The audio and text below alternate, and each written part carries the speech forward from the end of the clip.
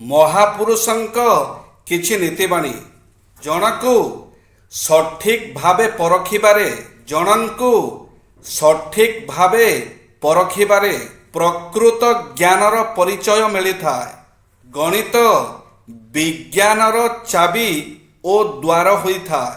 ପବିତ୍ର ରାସ୍ତା କେବେ ମିଛ ଓ ଅସତ୍ୟ କହିପାରେ ନାହିଁ। ପୃଥିବୀର ଅନେକ ରହସ୍ୟ ମଣିଷ ଉଦ୍ଘାଟନ କରିସାରିଛି। ବଞ୍ଚିବାର ବାଟକୁ ଛାଡ଼ିକି ଗୋଟିଏ ମଣିଷକୁ ତୁମେ କିଛି ଶିଖେଇ ପାରିବ ନାହିଁ। କେବଳ ନିଜ ଭିତରେ ଖୋଜିବାରେ ସାହାଯ୍ୟ କରିପାରିବ। ନିଜକୁ ଜାଣିବା ହିଁ ସବୁଠାରୁ ବଡ଼ ଜ୍ଞାନ ହୋଇଥାଏ। ଦୁଇଟି ସତ୍ୟ ପରସ୍ପରକୁ ଖଣ୍ଡନ କରିପାରନ୍ତି ନାହିଁ। ଯାହା ଆମର ତାହା ଆମ ପାଖକୁ ଆସିଥାଏ। ଯଦି ଆମ ପାଖରେ ତାକୁ ଗ୍ରହଣ କରିବାର କ୍ଷମତା ଥିବ। ପରିସ୍ଥିତିର ସର୍ବଶ୍ରେଷ୍ଠ ଉପଯୋଗ କରି ଜୀବନର ଦୁର୍ଘଟଣା ଗୁଡ଼ିକୁ ମର୍ଯ୍ୟାଦା ଏବଂ ଈଶ୍ୱରଙ୍କ କୃପା ଭାବି ସ୍ୱୀକାର କରିନେଉଥିବା ବ୍ୟକ୍ତି ହିଁ ଆଦର୍ଶ ବ୍ୟକ୍ତି। ମୁଁ କିଛି ଜାଣେ ନାହିଁ, ଏହା ହିଁ ପ୍ରକୃତ ଜ୍ଞାନୀର ପରିଚୟ। ମଣିଷର ଚୟନ କରିବାର ଗୁଣ ହିଁ ତାକୁ ମଣିଷ କରିଥାଏ।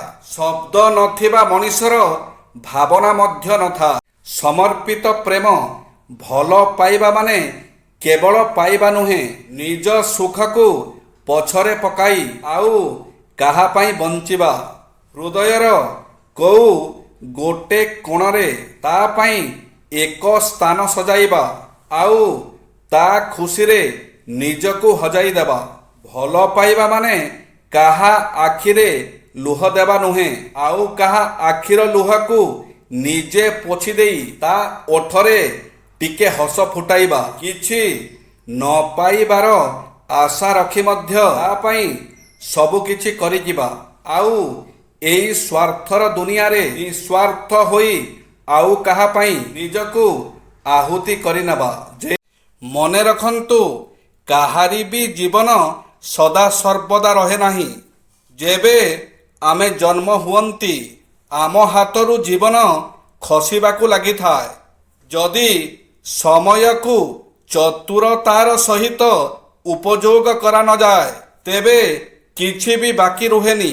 ସମୟକୁ ଉପଯୋଗ କରୁନଥିବା ଲୋକମାନଙ୍କୁ ଭାଗ୍ୟ ଭରସାରେ ରହିବାକୁ ପଡ଼ିଥାଏ। ମୁଁ ଏହା ଶିଖିଛି ଯେ ଯଦି କେହି ନିଜର 24 ଘଣ୍ଟାକୁ 48 ଘଣ୍ଟାରେ ବଦଳିଲା ଭଳି ଗତିରେ କାମ କରନ୍ତି ତେବେ ସେ ଅନ୍ୟମାନଙ୍କଠାରୁ ଶୀଘ୍ର ସଫଳ ହେବେ। ପରିଶ୍ରମ ଦ୍ୱାରା ବଦଳିଥାଏ ଭାଗ୍ୟ। ଉଦ୍ୟମେନ ହି ସିଦ୍ଧୟନ୍ତି କାର୍ଯ୍ୟାଣି ନ ମନୋରଥେ ନହିଁ ସୁପ୍ତସ୍ୟ ସିଂହସ୍ୟ ପ୍ରବିଶନ୍ତି ମୁଖେ ମୃଗା। ଅର୍ଥାତ୍ ଚେଷ୍ଟା କଲେ ହିଁ ସଫଳତା ମିଳେ, କେବଳ ଇଚ୍ଛା କଲେ ନୁହେଁ।